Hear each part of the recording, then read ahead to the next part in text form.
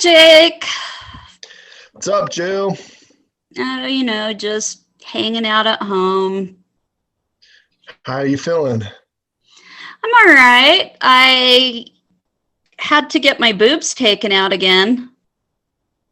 Again? Again. I lost 2 sets of boobs in as many weeks.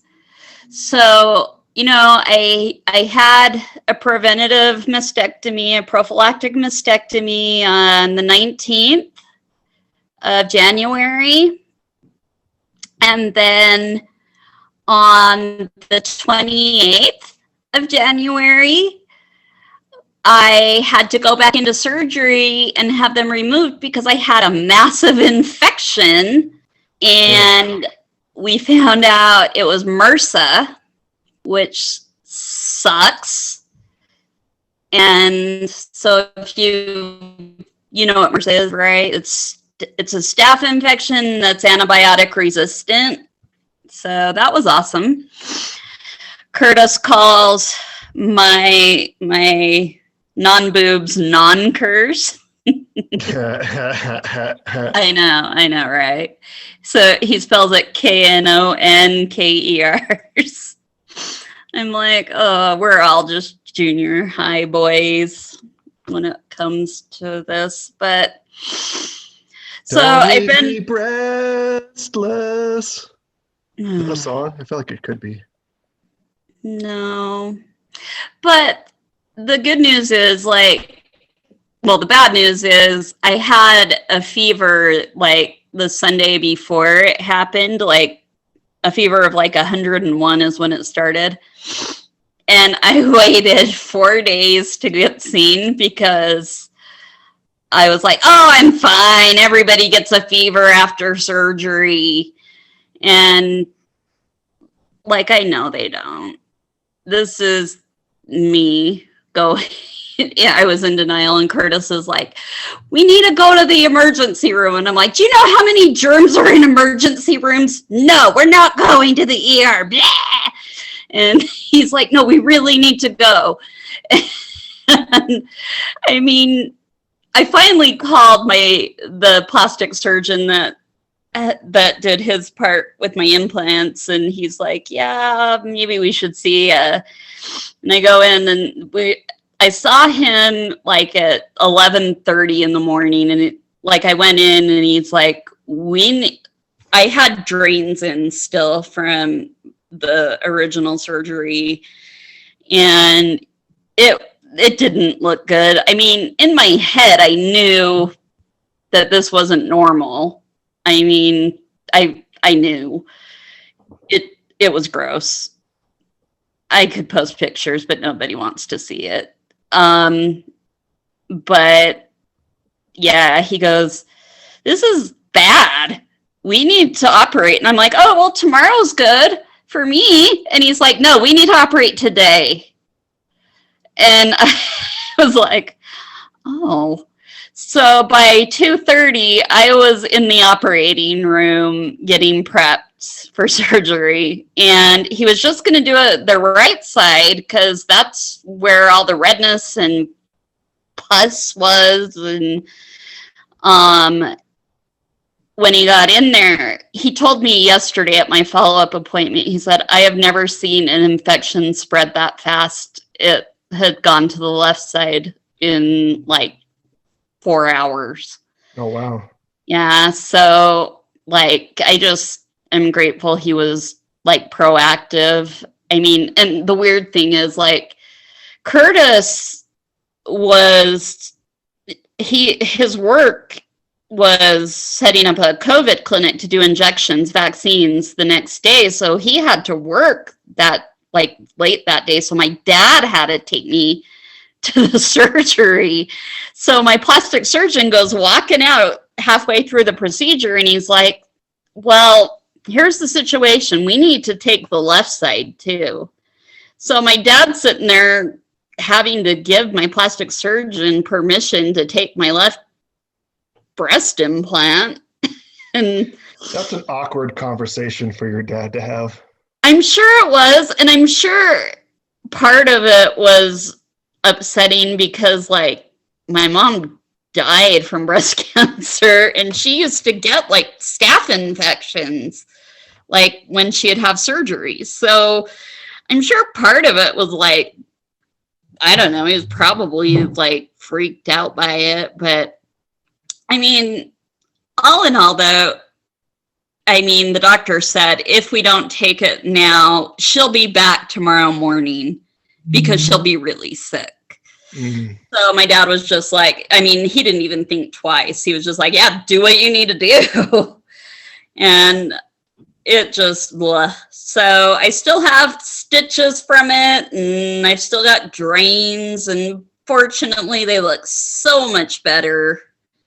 But I'm on massive amounts of antibiotics that it is not resistant to, but ugh. I think I'm the only person too that gains weight on antibiotic. It pisses me off. I'm like, awesome. Well, glad to hear you're doing better. You are doing better, right? Yeah, I am. I really feel good for considering everything. I mean, I look like I have teenage man boobs. Teenage man boobs, is that because you have a little line of hair circling the nipple? No, but funny story. So sometimes, like, you know, they'll make little nipples and areolas, and they'll take it from like your pubic area. And so sometimes women will grow little hairs, short curlies on their areolas. No, Okay. we're not doing that on mine. But I don't know. Call me old-fashioned, but I prefer my nipples hairless. your nipples or chick nipples? Nipples I would interact with. Well, and my own. Yeah. TMI. Shade. Yeah, no.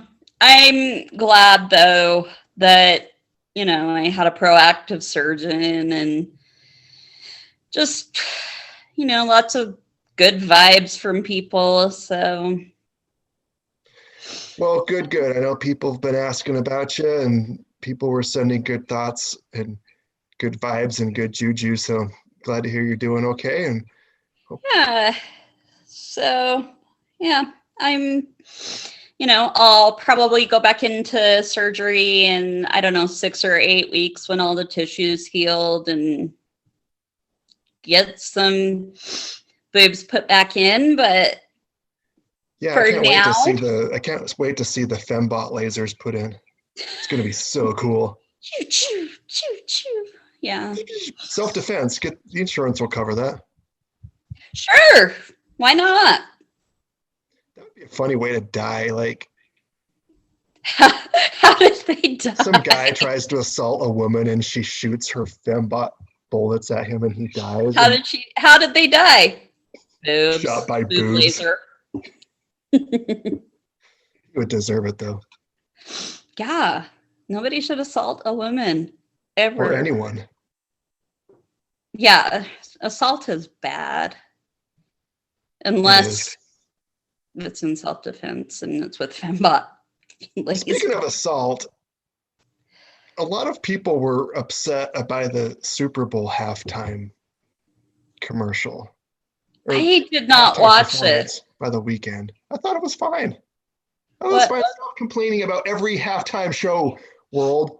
Okay, they're not going to have your specific, very small genre of music every year. Okay, there's 350 million people in this country and millions more watching worldwide. We're not going to have Kenny Chesney every year for the Super Bowl. So shut up. Just enjoy. You know what? It. I watched 5 minutes of it and I only saw the part with the jock straps on their face. Yeah, actually, that was weird. But I didn't understand. So I read there is an explanation for it, and I'm going to butcher it, so I'm not even going to say it, but Google it. It was actually pretty interesting. He's telling a story and making some social commentary, which I was it about not wearing cups during football? Had something to do, so it represents plastic surgery masks, and it's a commentary about people, the Hollywood sort of vein, perfection ideal. He's Are criticized. we just supposed to know that? I mean, Well, because, like, who the hell is watching this going, oh, well, I see by those jock straps on the head that he's making a point about plastic surgery masks. yeah, that didn't come to mind either. I had to Google it, but that's what Google said. Yeah, I didn't really care enough to Google it. It's just I watched it and I thought, this is stupid. I'm just going to watch Game of Thrones reruns. Oh, well, I'm sorry you missed the Super Bowl. Actually, the Super Bowl sucked. You didn't miss anything. Yeah. I was like, go team that Tom Brady doesn't play for. The only halftime was fine. The game was kind of not great, but the only thing that bothered me was an Amazon Echo commercial where the Amazon Echo turns into Michael B. Jordan and the woman is lusting after him, which I'm actually fine with that part. But then the poor husband was like, just sitting there with this doesn't know what's Echo? going on. Well, and then Amazon Echo, who is Michael B. Jordan, and yeah, the wife, so was like, oh, Amazon Echo, or whatever you call it, Alexa. Is that the Alexa one? sure. Alexa, make me some pudding. And then it, like something happens and there's water all over the place and the stupid husband comes in. He's like, why is it so wet in here? And then she's like, oh, so it's dirty. Yeah, it was cringy. It made me cringe, and I think because I don't think was it supposed to represent her vagina? Was that why? Well, I think the wet joke was definitely a euphemism, or it meant. Was it about her vagina? Yes. Oh, her that is was cringy. Wet from her Amazon Echo that she thinks is Michael B. Jordan, while her Alexa, you make me horny. While her poor hapless husband is running around like an idiot trying to figure out why his wife is cheating on him with and making pudding while device. doing it for some reason. It was cringy. It was very cringy. I know that when I get turned on by Michael B. Jordan, I make pudding.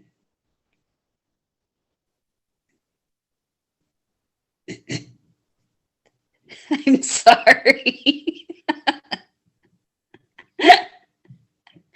I laugh at my own humor. Anywho. Well, I will say to our millions of fans, we've got some great stuff coming up. We took a little hiatus for a couple weeks. Both of us had stuff going on. I think we'll be ready to get back on the horse. We just did an episode a few minutes ago. It'll be coming out. Actually, it'll probably be there before this one does. We've got some great guests lined up down the pipeline this summer. We do. It was a fun episode that we just taped. And we've got one coming up. My hubby is going to come on and do a legislative mid-session dissection, if that's what you would call it. Paris Hilton was in Utah yesterday. Ooh, that's hot. That's hot. Child prison camps are hot. That's not hot. Yeah, but no, she did a whole thing and it's actually a really good bill that she's putting her weight behind. So that's kind of cool. But Curtis will tell us about it. And with that, I think let's wrap it up because I need to go to bed. Okay. There's nothing like just cutting it off. Sorry, guys. Let's just stop right now. Okay, that's it. We're done. Thanks, guys. Thanks for all your warm, fuzzy goodness. I appreciate it.